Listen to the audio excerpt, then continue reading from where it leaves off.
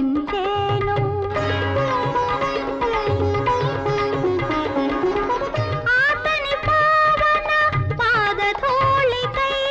అవని అణువణువు కలవరచేను అతని రాకకై అంతరంగమే పాలసంద్రమై పరవశించేను పాలసంద్రమై పరవశించేను వస్తాడు నారాజు ఈ